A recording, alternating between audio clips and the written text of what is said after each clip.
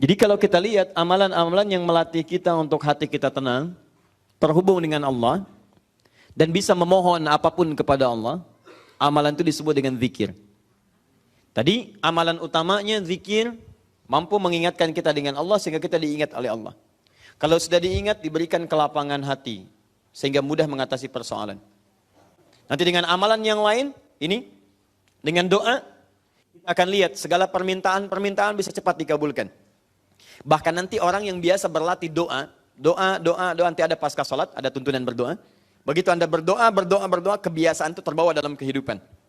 Jadi otomatis, begitu akan mengerjakan sesuatu, dirinya sudah berdoa, mohon. Bahkan saking hebatnya, ada orang yang bahkan saat akan dia mengerjakan sesuatu, Allah lebih cepat mengingatnya dibandingkan dia sebelum menyebut nama Allah. Sehingga ada orang berdoa, baru dikabulkan. Ada orang yang belum minta, sudah Allah kabulkan. Nanti kita akan lihat. Tadi seperti Nabi Muhammad, Nabi Musa berdoa, baru dikabulkan. Nabi Muhammad belum minta, diberikan. Nabi Musa, Rabbi syrahli, Nabi Muhammad, alam nashrah laka sadrak. Nabi Musa, wa yassir li amri, Nabi Muhammad, wa nuyassiruka lil yusra. Dan seterusnya. Baik.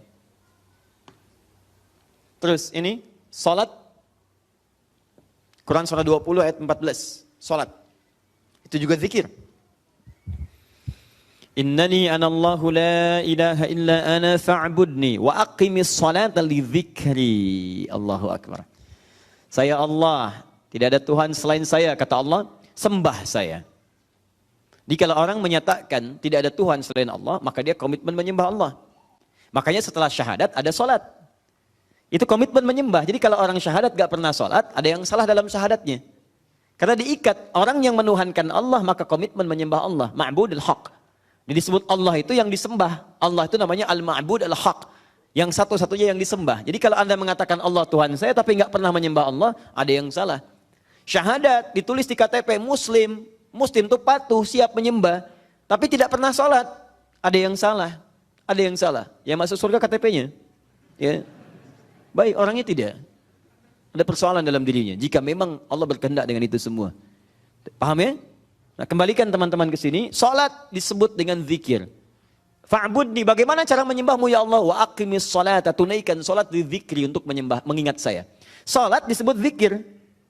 Ingat, salat ketika disampaikan oleh Quran disebut zikir. Kenapa disebut zikir? Bahkan salat disebut puncak zikir karena menghimpun semua jenis zikir dalam salat. Lihat, kalimat thayyibah ada dalam salat. Begitu dibuka Allahu Akbar, kalimat thayyibah. Subhanallah, Alhamdulillah, Allahu Akbar ada dalam salat. Bacaan Quran ada dalam salat. Orang yang enggak baca Quran tidak sah salatnya. Al-Fatihah bukankah Quran? Ya kan? Tapi itu rukun dalam solat. Kecuali dalam makmum, ada ikhtilaf di dalamnya. Doa ada dalam solat. Duduk di antara dua sujud, bukankah doa? Rabbighfirli warhamni wajburli dan seterusnya doa. Jelas kan? Sampai akhir.